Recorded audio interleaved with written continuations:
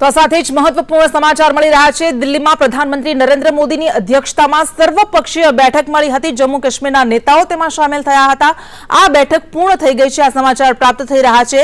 જમ્મુ કાશ્મીરને લઈને દિલ્હીમાં પ્રધાનમંત્રી નરેન્દ્ર મોદીની અધ્યક્ષતામાં બેઠક થઈ હતી અને તેમાં જમ્મુ કાશ્મીરના સ્થાનિક નેતાઓને ગુપ્તા સંગઠનને પણ આમંત્રણ આપવામાં આવ્યું હતું।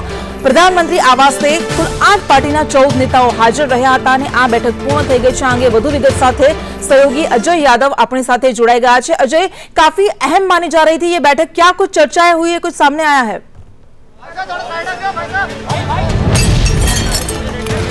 देखिए, निश्चित तौर पे काफी महत्वपूर्ण ये बैठक थी क्योंकि 370 और 35A के खत्म होने के बाद करीब 2 साल बाद प्रधानमंत्री के आवास पे ये बैठक आयोजित की गई है। इससे काफी उम्मीदें हैं। आप देख सकते हैं कि प्रधानमंत्री आवास से एक एक करके जो कश्मीरी लीडर्स हैं और खास करके भारत सरकार में जो मंत्री हैं या जम्मू कश्मीर के जो राज्यपाल हैं वो एक एक करके निकलते हुए दिखाई दे रहे हैं।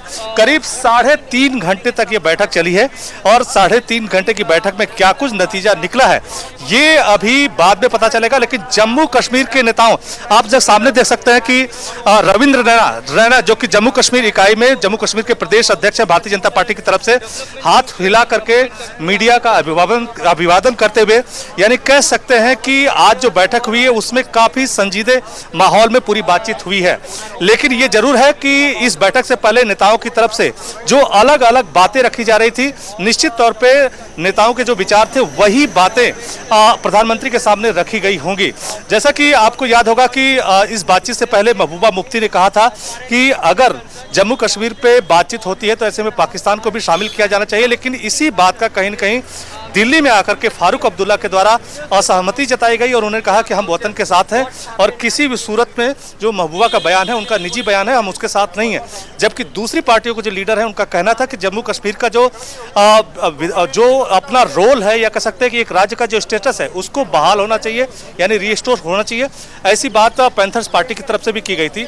तो निश्चित तौर पर वही बातें प्रधानमंत्री नरेंद्र मोदी के सामने रखी गई होंगी और प्रधानमंत्री ने भी पहले ही ये स्पष्ट एक तरह से किया था कि कोई इसका फ्रेमवर्क नहीं था कि किस एजेंडे पे बातचीत होनी है। यानी सभी लीडर्स जब यहाँ गए होंगे तो जिसके मन में जो भी विचार रहे होंगे, जो भी उनकी सहमतियां असहमतियां रही होंगी, वो सारे कुछ के लिए खुला मंच था, तो सभी बातें रखी गई होगी। लेकिन एक बात जरूर सामने आई है जिसमें यह बताया गया है कि इन 2 सालों के दौरान, यानी जब जम्मू कश्मीर में केंद्र शासित प्रदेश के बतौर काम हो रहा था, तो भारत सरकार ने किस तरह से जम्मू कश्मीर के विकास में अपना अहम रोल निभाया है, इसको भी जो 14 कश्मीरी लीडर्स थे भारतीय जनता पार्टी से लेके PDP और NC के, सबके सामने रखा गया है। लेकिन खबर यह भी है कि इस बैठक जो अभी खत्म हुई है इसके बाद हो सकता है कि जितने भी कश्मीरी लीडर हैं उनकी तरफ से मीडिया को ब्रीफ भी किया जाए कि आज की बातचीत का नतीजा क्या निकला है, वो कितना इस बातचीत से संतुष्ट हैं। फिलहाल 3.5 घंटे तक ये बैठक चली है और थोड़े ही टाइम में जो कश्मीरी लीडर हैं वो मीडिया को संबोधित करेंगे। अभी जिस तरह की हलचल दिखाई दे रही है, आप देख सकते हैं कि मीडिया कर्मी एक तरफ जाते हुए दिखाई दे रहे हैं। शायद कि कुछ लीडर्स हैं जो यहाँ पर मीडिया को संबोधित कर सकते हैं आकर के, जहाँ पे प्राइम मिनिस्टर आवास के सामने मीडिया का जमावड़ा लगा हुआ है। तो फिलहाल इस बैठक से सभी को कहीं न कहीं उम्मीदें हैं, खास करके कश्मीरी जो लीडर्स हैं, कश्मीरी जो जनता है, उनको भी लगता है कि कहीं न कहीं भारत सरकार के साथ बातचीत में कुछ बेहतर नतीजा निकले।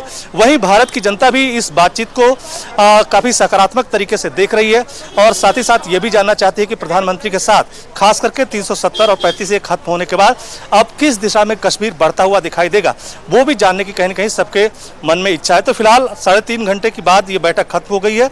देखना ये होगा कि जो लोग इस बैठक में शिरकत थे उनकी तरफ से इस बैठक को लेकर क्या कुछ कहा जाता है। जी बिल्कुल अजय, जानकारी के लिए धन्यवाद। तो आखिर आ बैठक पूर्ण થઈ ગઈ છે। ગુપ્તા નેતાઓ સાથે પ્રધાનમંત્રી નરેન્દ્ર મોદીની બેઠક 3.5 થી પોણા 4 કલાક ચાલી છે અને આ બેઠકમાં શું ચર્ચા કરવામાં આવી તે હજુ સામે નથી આવ્યું, પરંતુ હકારાત્મક રીતે બંને પક્ષો તરફથી આ બેઠકને જોવામાં આવી રહી હતી।